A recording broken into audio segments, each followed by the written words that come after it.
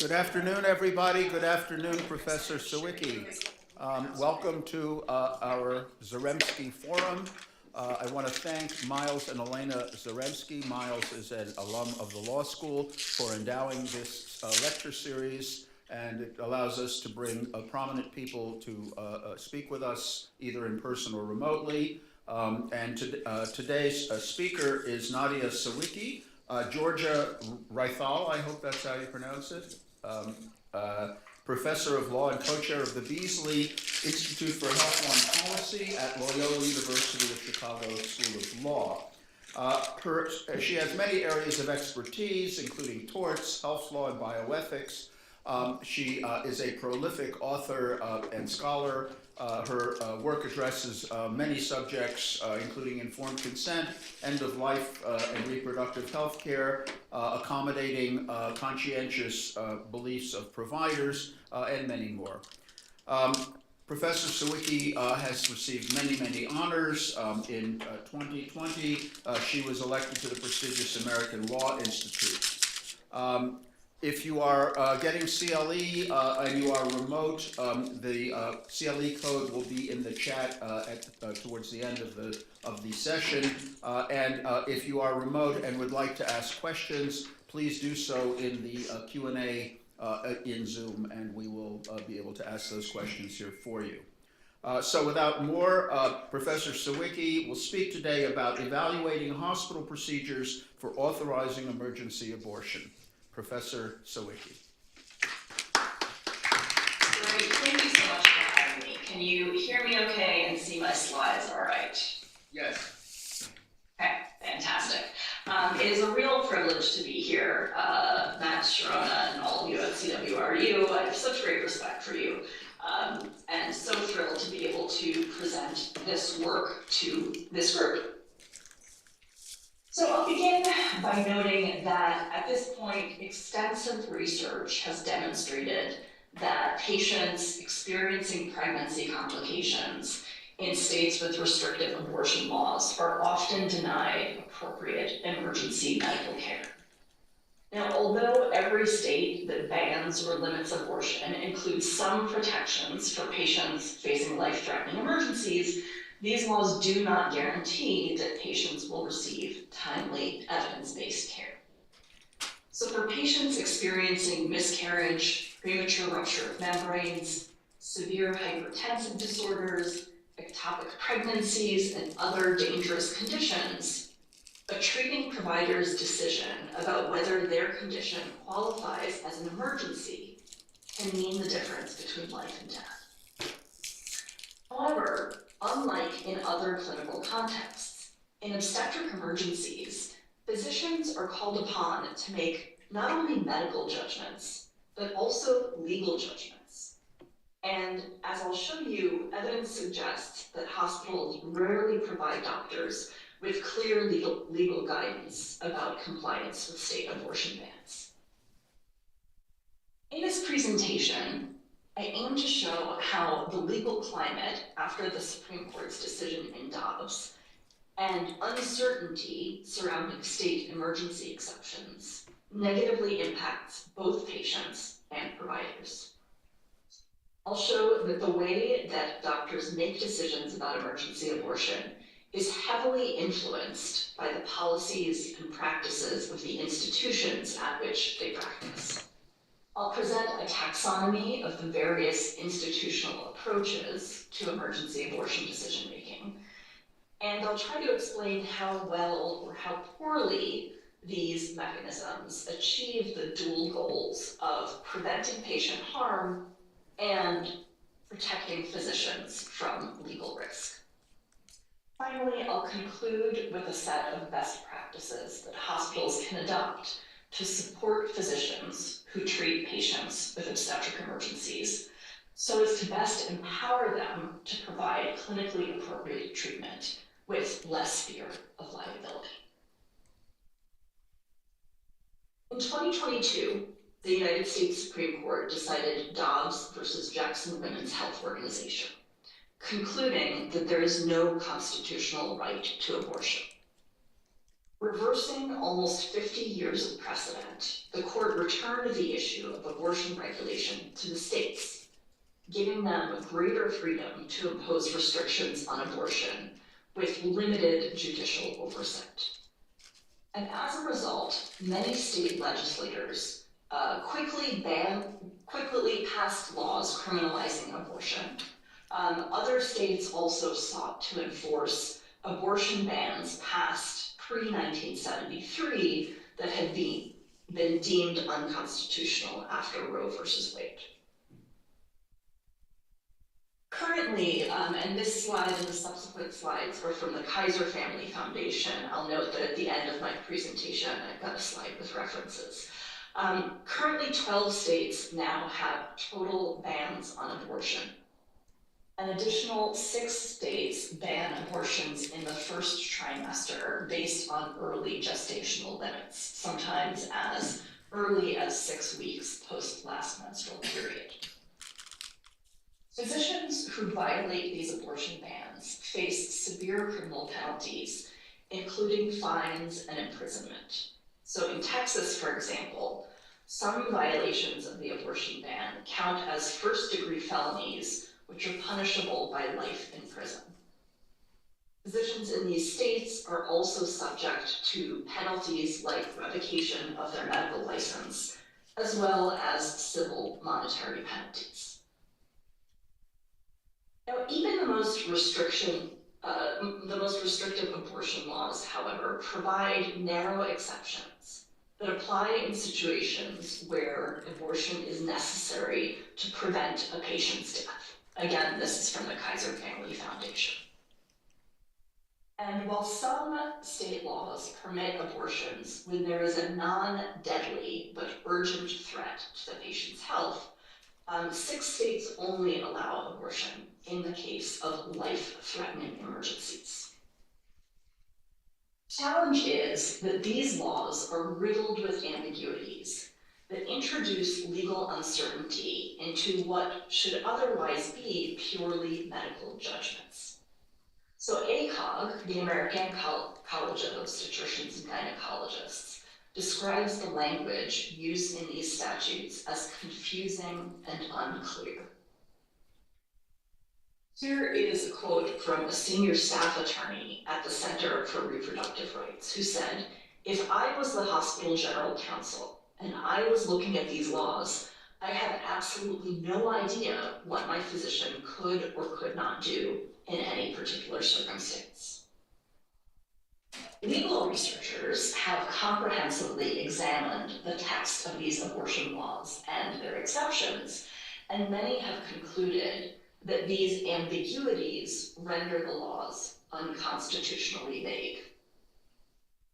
And qualitative interviews with doctors who practice in abortion-restricted states reveal a high degree of uncertainty and confusion, because the drafting of these legal exceptions doesn't neatly align with the complexities of clinical care.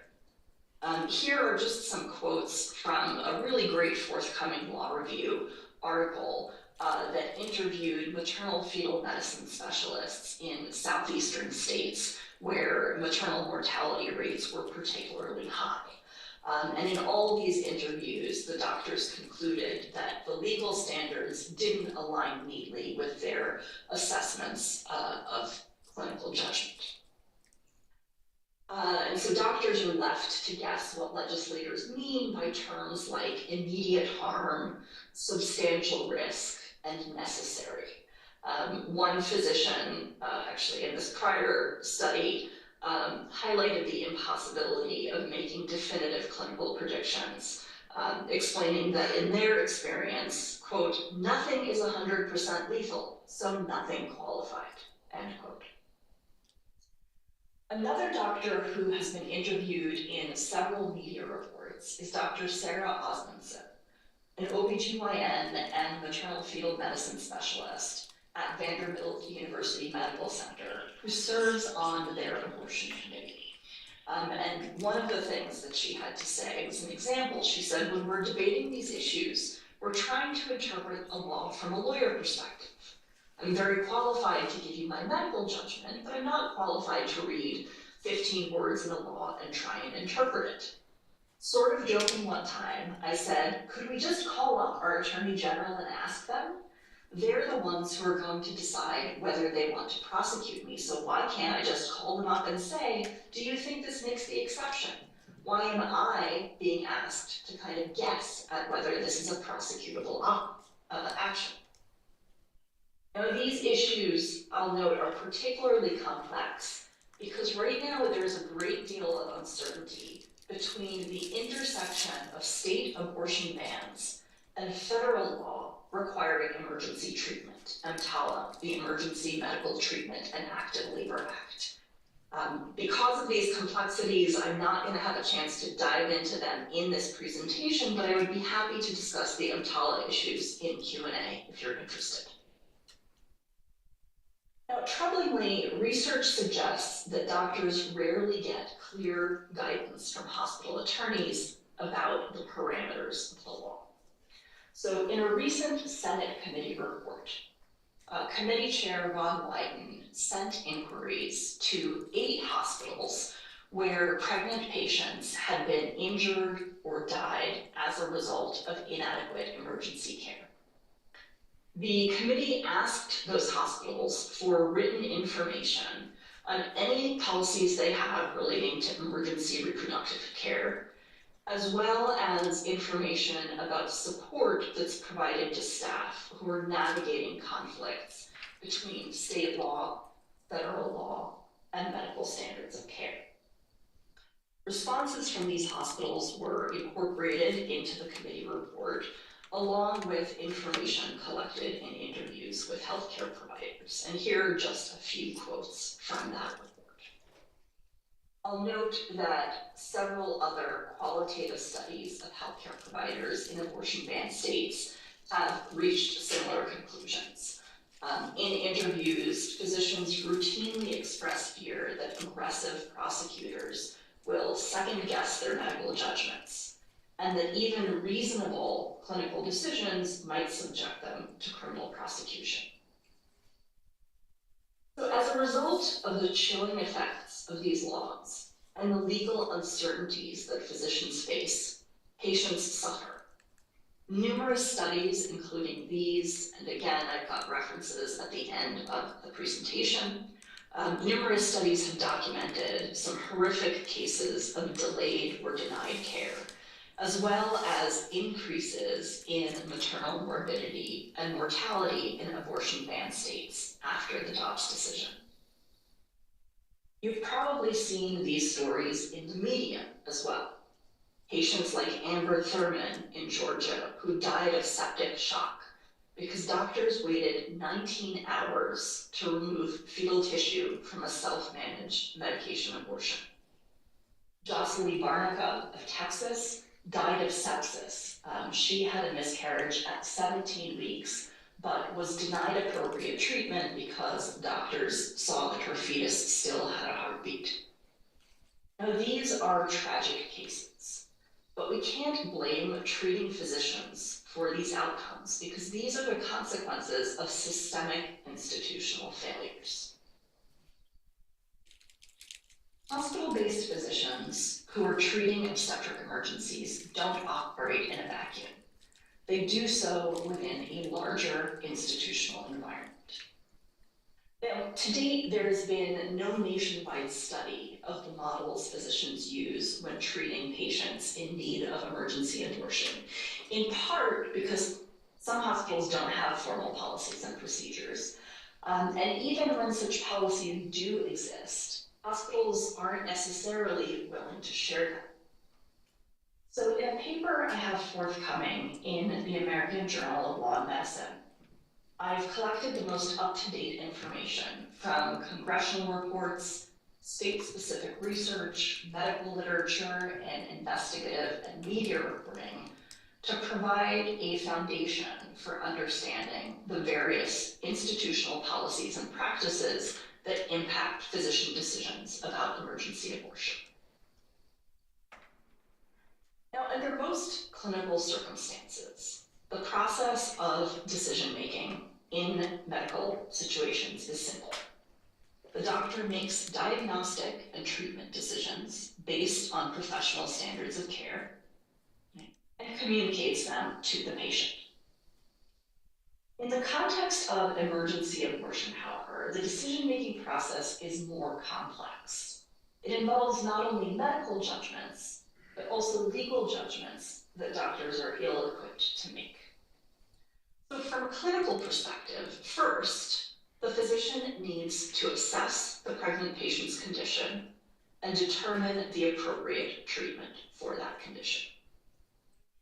If the recommended intervention is termination of pregnancy, then the physician will need to consider whether the state law permits emergency abortion under these circumstances. And then ultimately, the doctor has to decide how to proceed in light of their medical judgment and what they know about the legal standards in their state. The first decision, the medical judgment, is relatively straightforward. Physicians are trained to do this. They have the expertise to do so. This is simply the practice of medicine. The second point of the decision-making process, however, is more challenging.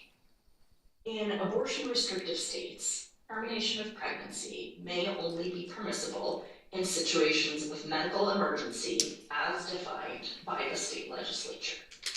And as I noted earlier, physicians feel ill-equipped to make these judgments, often because they're not provided with meaningful institutional guidance. Then, based on whatever legal information they've learned, physicians have the responsibility of deciding how to actually proceed. If in their medical judgment, the standard of care for a patient's urgent or emergent condition requires termination of pregnancy, but there's uncertainty about whether under these circumstances that would be permissible under state law, how does the physician proceed? And it's here in step 3 where hospital policies and procedures play a very significant role.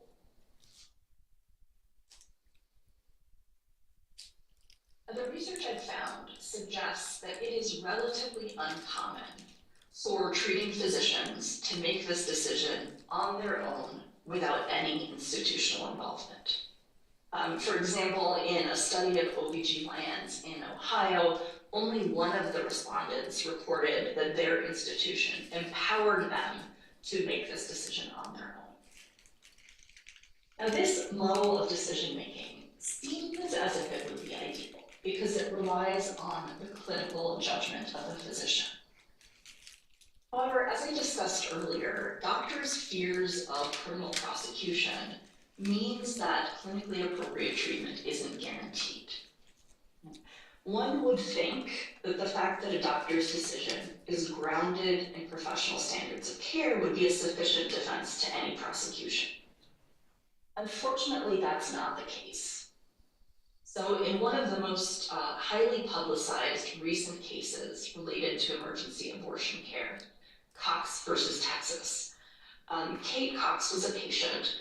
Her physician believed that an abortion was medically necessary under Texas's emergency exception. Mrs. Cox was carrying a fetus with a fatal diagnosis. She was experiencing severe cramping and unidentifiable fluid leaks that had brought her to the emergency room 3 times. According to her doctor's testimony, quote, continuing the pregnancy put her at high risk for severe complications threatening her life and future fertility, end quote. The Supreme Court of Texas, however, disagreed. It concluded that the doctor's good faith medical judgment was not, quote, reasonable as required by state law. And I'll note that the court reached this conclusion without offering any medical, scientific, or clinical support. By the time of the court's ruling, Ms. Cox had traveled out of state to get an abortion. But that court decision made it very clear to physicians nationwide that lawyers and judges are going to be actively second-guessing their good faith medical judgments. And the fact that relying on one physician's determination doesn't involve the support of colleagues or any institutional mechanism, this model of decision-making likely poses the highest risk of conviction if the physician were prosecuted. And because of this high legal risk, it's possible that this decision about how to proceed, even though initially driven by clinical standards, will ultimately be driven by fear of prosecution, right, rather than clinical principles that prioritize patient health and safety. It's far more common for there to be some institutional procedures that physicians are required to follow when they're making decisions about emergency pregnancy termination. I'll walk through each of these in turn, highlighting how they affect both the legal risk to the physician and the prioritization of patient health. The one institutional model that prioritizes exclusively clinical decision-making is where a hospital's medical staff adopt clinical practice guidelines for obstetric emergencies. So for example, there might be a standing policy that certain conditions, like for example, ectopic pregnancy or preterm premature rupture of membranes, qualify as emergent enough to justify termination. Similar guidance might also track test results. So creatinine levels that impact kidney function, blood pressure in hypertensive disorders, fever indicating sepsis, right? Once those levels reach a certain point, that qualifies as an emergency. One healthcare institution that has adopted this approach is Indiana University Health. When Indiana passed an abortion ban after Dobbs, IUH designed and implemented changes necessary to ensure compliance with state law while also providing high-quality, evidence-based, patient-centered care.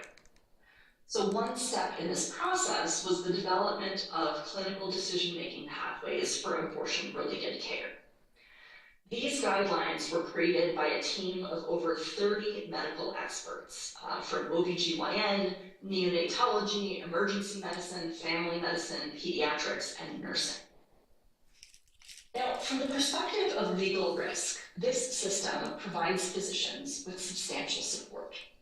Being able to point to practice guidelines grounded in professional standards and institutional policies makes it easier for a doctor to defend their decision as reasonable if they are prosecuted. And in turn, these institutional policies may provide doctors with the support and the confidence they need to proceed with treatment that prioritizes the patient's well-being. Another model that's fairly common is an institutional requirement that before performing emergency termination, the treating provider present the patient's case for review by another clinician or sometimes a committee of doctors. And this is actually consistent with how many abortion decisions were managed in the pre-Roe versus Wade era. So for example, the Georgia law that was challenged in Doe versus Bolton, the companion case to Roe, authorized abortion to save a woman's life on the condition that the treating doctor's judgment be confirmed by two other doctors based on their independent examinations of the patient. And there is substantial research and reporting suggesting that some hospitals today have adopted this model. Again, here, the fact that a group of doctors agree on the appropriate course of treatment lessens the legal risk for treating physicians and may, in turn, result in better patient outcomes. Final model, which I find more problematic, is an institutional model requiring doctors to follow administrative procedures where non-clinicians influence the treatment decision. So sometimes this may involve review by an ethics committee or some other interdisciplinary committee that includes non-clinicians, like attorneys or risk managers, chaplains, members of the public. And many post-Dobbs media reports suggest that hospitals require interdisciplinary committee review before authorizing emergency abortion. So one Houston hospital reported that medically necessary abortions need to be approved by at least 75% of a panel made up of several multidisciplinary physicians and an attorney.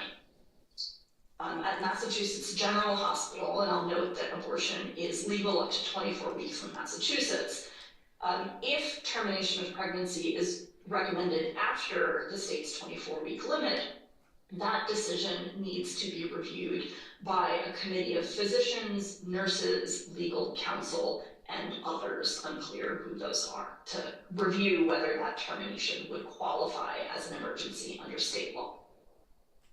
And in at least some institutions, it seems that hospital attorneys may have the final say on patient treatment. I mentioned earlier a study of OBGYNs in Ohio cited at the end of this presentation.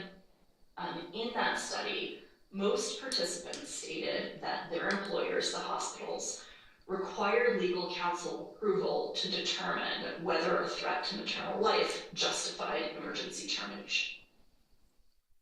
So these decisions then are not based on exclusively clinical criteria, right? Interdisciplinary committees are merging clinical and legal determinations to decide on a course of treatment, and attorneys are focused exclusively on legal factors.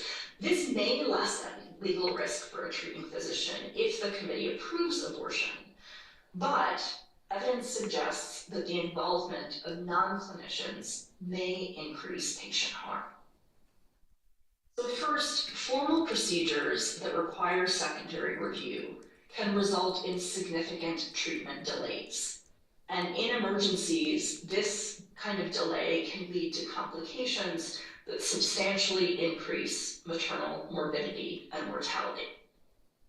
So for example, a study of maternal fetal medicine specialists in southeastern states found that, quote, in a number of cases, the resistance of hospital counsel to confirm the legality of abortions delayed or deterred abortion care, despite physicians' judgment that a patient met the statutory criteria, end quote. Secondly, research suggests when non-clinicians, and particularly attorneys, are involved in decisions about patient care, they tend to be extremely hesitant to accept any legal risk, and that often comes to the detriment of patient health.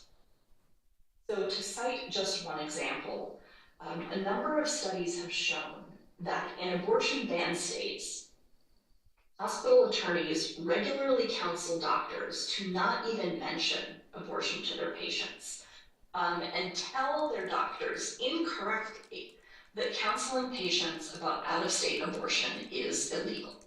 Now, I'll return to this point about hospital attorneys' aversion to risk a little bit later. So of the various models that I've mentioned, the institutional approach that best prioritizes patient outcomes and reduces the risk that a physician will be convicted if prosecuted are institutional procedures that center clinical decision-making, like the development of clinical practice guidelines or requirements for secondary clinical review, as long as that doesn't result in significant delays. But the biggest problem is that there is no way for doctors to guarantee that they won't be prosecuted. In Louisiana, for example, former Attorney General Jeff Landry sent a letter to the Medical Licensing Board that one doctor interpreted as, "I will put you in jail if you break these rules." And in the case of Kate Cox, which I mentioned earlier, that shows that there is no guarantee that prosecutors, attorneys, courts, or juries will give deference to physicians' reasonable medical judgments. So if and when a doctor is prosecuted for providing an abortion they believe to be necessary to prevent a patient's death, who will come to their defense? Malpractice insurance protects doctors against civil suits by injured patients, but it does not provide a defense if a doctor is charged with a crime. And hospitals, whether or not they provide insurance directly to their physicians, can't be counted upon to provide physicians with a defense attorney or any other type of legal support in the event of prosecution. In the Senate committee report that I referenced earlier, only one hospital said that it offered a full civil and criminal defense of providers sued under state abortion law. I also mentioned earlier Indiana University Health System, which has comprehensive policies relating to emergency abortion care. It's also one of the few hospitals in abortion ban states that has publicly committed to providing doctors with a legal defense. However, Indiana's policies condition those legal protections on the physician's compliance with state and federal law. Right? In these cases, though, that is precisely what is at issue. Right? So there's no guarantee of defense if a question arises about whether the doctor's action was consistent with state law. Right? So if a doctor's decision in Indiana falls in that gray area of state abortion law, it's unclear whether Indiana would actually provide that defense. One physician in Tennessee who performs abortions for patients with medical complications said that in the back of his mind, there was always a burning question. Here's a quote: "When push comes to shove, if I ever got trudged through a court case, how many people will truly have my back?"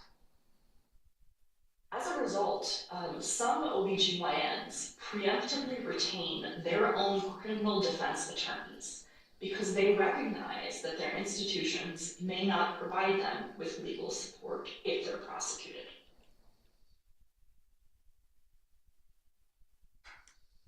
So taking all of this information together, what can we conclude regarding best practices for hospitals to support doctors in making clinically appropriate decisions that are in the best medical interests of patients facing obstetric emergencies? So first, if hospitals are establishing procedures to support physician decision-making, those procedures ought to defer to clinical judgment. So for example, as I mentioned earlier, the hospital's medical staff could adopt clinical practice guidelines consistent with professional standards that would preemptively justify some emergency abortions under some circumstances. Or alternatively, a hospital might consider establishing a policy where a treating physician's decision about emergency termination needs to be confirmed by a second doctor who has reviewed the case. Again, I'll note one concern with this approach is that requiring secondary review may lead to delays in patient care. Next, although hospital attorneys should not be involved in making treatment decisions about individual patients, they can support doctors by providing clear guidance about the parameters of state law. And by providing supportive interpretations of the law that encourage doctors to practice in accordance with their professional judgment. My colleague Katie Watson at Northwestern has used the phrase practicing up to the limits of the law. I think this is extremely important. In years of researching healthcare law and how it is practiced on the ground, I have found that hospital attorneys take very different approaches when they're providing legal advice on strategic or financial issues as compared to issues relating to patient health or ethics. I see this, in my alumni that practice, in colleagues who work in healthcare practice. If a healthcare institution is hoping to enter into a corporate transaction, a merger, an acquisition, a partnership, if there are concerns that that transaction might violate drug abuse laws, for example, or antitrust laws, hospital attorneys will go out of their way to offer creative solutions that can achieve the institution's goals while also remaining in compliance with broad interpretations of those legal standards. In contrast, in the situation of emergency abortion and others, including end-of-life care, when hospitals face challenges relating to patient care or medical ethics, their attorneys rarely take such a generous and creative approach. Instead, they tend to interpret legal standards in the most conservative and risk-averse way possible, which often has a negative impact on patient care. In my experience, it seems that some hospital attorneys forget that a hospital's primary mission is to serve its patients. So hospitals ought to be dedicating resources not only to legal support for achieving strategic and financial goals, but also to providing legal support to doctors who deliver evidence-based medical care in the face of what are now unrelenting legal and political pressures. And finally, because doctors who are prosecuted for violating state abortion bans are currently on their own in terms of legal defense, hospitals should step up and insure providers of emergency obstetric services beyond the scope of traditional malpractice insurance. Hospital-based physicians who face these prosecutions shouldn't have to find their own attorneys and pay out of pocket for their defense, especially if they're providing care in accordance with institutional policies and practices. Having this guarantee of legal defense will more likely give doctors the confidence to proceed in accordance with their clinical judgment. So as I'll note, the research that I'm discussing is forthcoming in an article in the American Journal of Law and Medicine. And I also have a few references of studies that I had mentioned, as well as research on hospital policies. So with that, I thank you very much, and I look forward to your questions.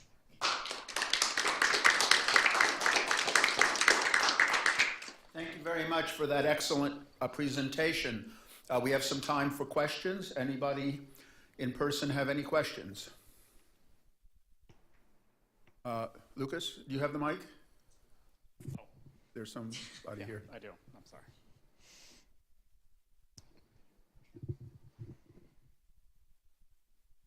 Hi, thank you for your talk. You mentioned EMTALA quickly, and I just wanted to ask about that. I know that I think under the Biden administration, HHS guidance was that abortion care did qualify as emergency treatment, and so hospitals, physicians would have to screen and stabilize patients with those kinds of emergency situations.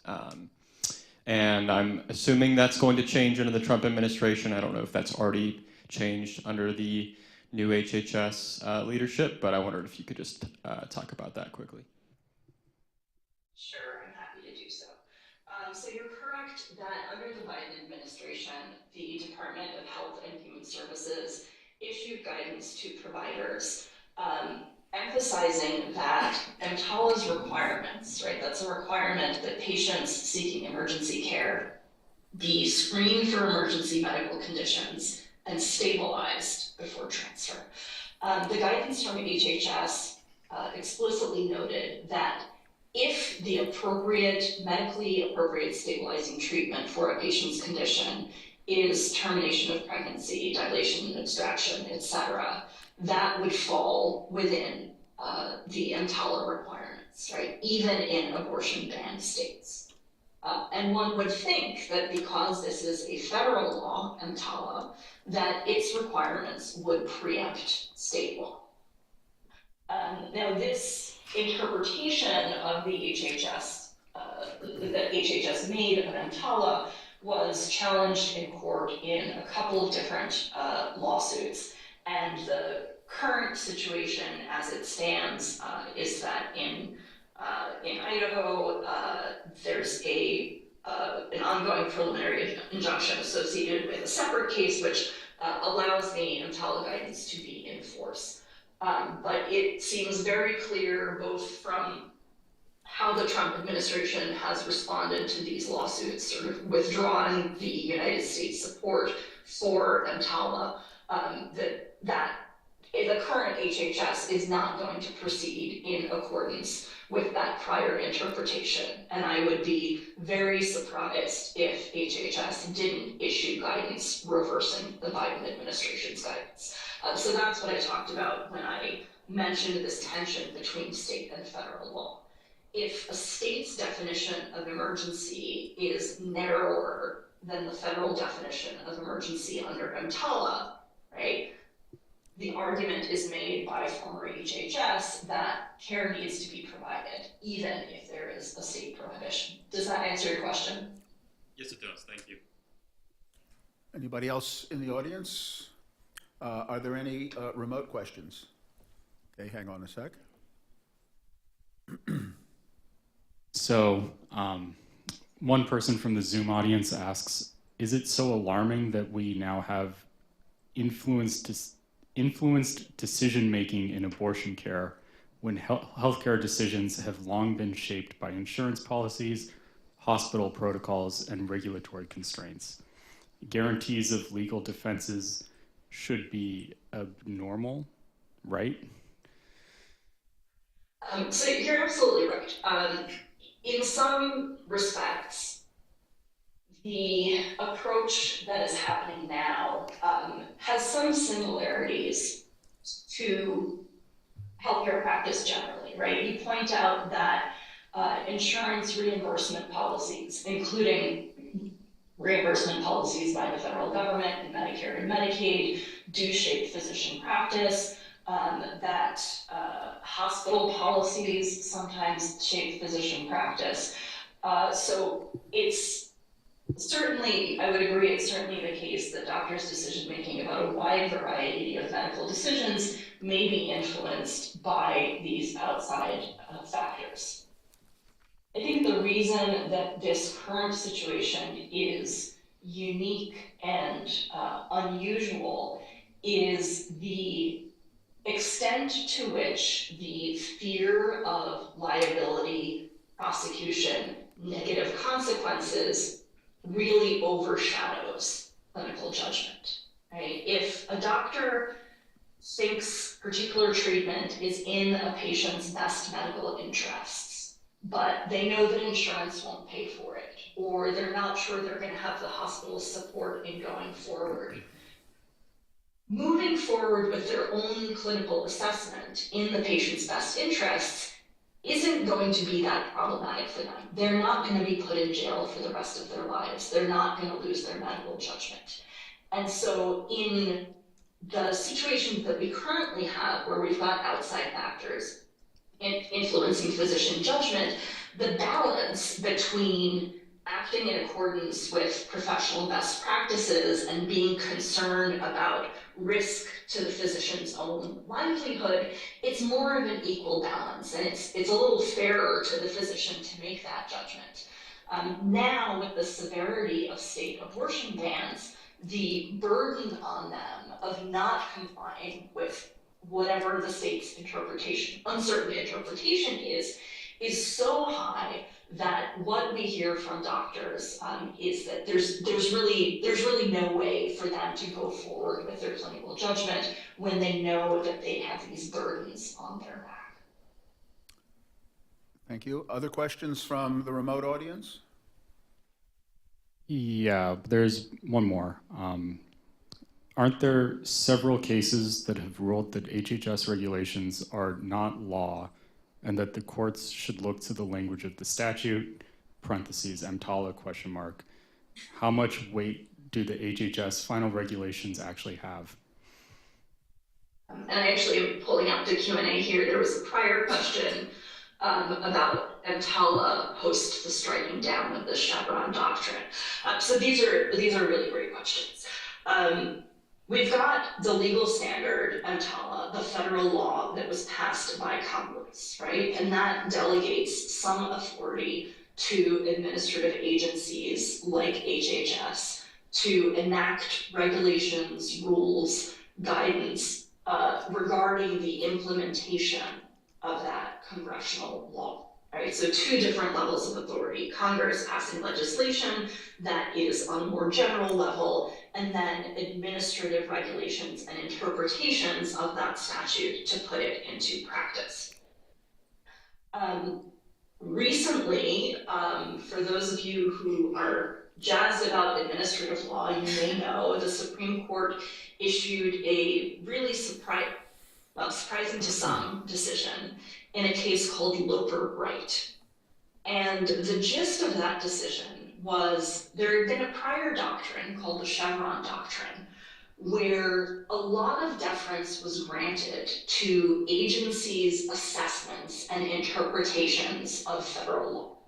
And in my opinion, that makes sense, right? Agencies are well qualified to interpret those things, right? If the Congress passes the Environmental Protection Act, senators, congressmen are not experts in environmental protection, right? And so you want the EPA, the Environmental Protection Agency, which is full of specialists and scientists and experts in this area, to be crafting more detailed and more nuanced regulations about how to implement that law, right? And so historically, under this Chevron doctrine, when legal challenges were brought to agency interpretations, regulations, guidance, etc., they got very deferential judicial review. Courts essentially said, you all are the experts, we're going to defer to your judgment.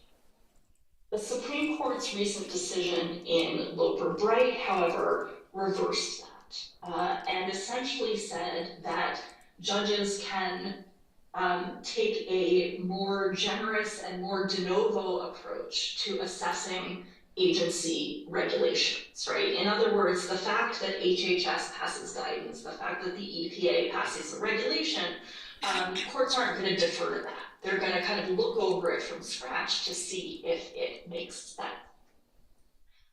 So responding to these two questions in the Q&A, regardless of how the current administration proceeds with regulatory interpretations of EMTALA, those could be challenged, right? And under this new Supreme Court doctrine of administrative agency review, they would be challenged without deference to that agency's expertise and judgment. And I will note that progressive advocates who oppose Trump administration policies in a variety of realms are looking to Loper-Bright, looking to this administrative law case as a way of challenging any agency actions that they consider to be problematic. Are there other questions? I have another Zoom one. Yeah, on the Zoom one, it says in ectopic pregnancies, where the fetus, such as corneal pregnancy, where the fetus implants at the junction of the fallopian tube and the uterus, the law becomes ambiguous because the fetus is technically in the uterus. These pregnancies will not survive, often result in uterine rupture. I have experience with this type of concern and OBGYN recommendations. All right, that's a great question. Not going to go too deeply into the medical nuances, but this is an example, as the commenter pointed out, this is ambiguous, right? So some states in their abortion laws exempt ectopic pregnancies, which is typically when the embryo implants in the fallopian tube rather than the uterus. They exempt that from the definition of abortion, right? Because ectopic pregnancies are not viable. They're extremely problematic and dangerous for the health of the mother. And for obvious reasons, even the most conservative state legislators are not willing to accept the idea that ectopic pregnancy is something that can't be treated with termination of pregnancy. The situation that this commenter describes is one where it's not quite an ectopic pregnancy under the definition, right? But it maybe falls into this gray zone. And I think this example is a perfect example of situations where a doctor looking at the law a hospital attorney looking at the law would not know whether termination of pregnancy is defensible. Certainly they could make a strong argument if the pregnancy is terminated that this qualifies as an ectopic pregnancy, right? But a prosecutor, a court, a jury might disagree. I don't know in practice how these situations have played out, but my educated guess based on what I've seen and heard from doctors about other gray area cases is that they would delay treatment until a point at which it is absolutely clear that the woman's life is in danger. And that's how many of these maternal morbidity and mortality cases arise, right? Delaying care until you're absolutely sure that it falls within the state's definition of emergency. And by that time, it might be too late. So I have a question. If we I don't see any other hands here. So you endorse the idea of medical staff practice guidelines as a way of providing guidance in these situations. I'm wondering, though, wouldn't national level medical legal guidance from prestigious organizations be useful? And if so, is there any movement for that to take place where they actually issue practice guidelines that are very specific, depending on which state's laws or what language they're considering? Yes, absolutely. Practice guidelines from organizations like ACOG would be very impactful in defense of a physician who can say, here's a national association that has established standards of care, right? I'm following that. And so I'm viewing medical staff clinical practice guidelines as building off of those, just having an additional layer of support. I will note, though, that in the current political environment, there is some controversy or discussion about the extent to which professional associations ought to be putting forward these standards clearly. A lot of people have recommended it, just as you have, saying, look, this will provide doctors with additional support for their decision-making in the event of prosecution. At the same time, there's this idea, which ACOG actually has expressed, that when you're looking at state laws, when you're looking at state legislation about emergency exceptions, there is no way to craft those laws precisely enough to encompass every medical situation, right? And a similar argument could be made with clinical practice guidelines, right? This might guide some treatment decisions, but it won't be applicable to everyone. And so I think there may be some hesitancy to adopt practice guidelines with the concern that they might be viewed by prosecutors and legislators as exclusionary. Right, so there's a practice guideline saying termination of pregnancy is appropriate in ectopic pregnancy and premature rupture of membranes. And since it doesn't say anything about those other cases, those situations aren't defensible. So it's a really great question, and I think the medical profession is still engaged in debate about how best to proceed. Well, the solution to that problem would be to have the practice guidelines say abortions are appropriate in circumstances where there is such and such a threat, including, but not limited to, ectopic pregnancy, et cetera. But anyway. All right, well, very good. Any other questions? If not, we're kind of running out of time. I want to thank Professor Sawicki for a truly informative and thorough discussion. So let's give her a round of applause. Thank you so much. Thank you so much for having us. It's an honor. Bye-bye.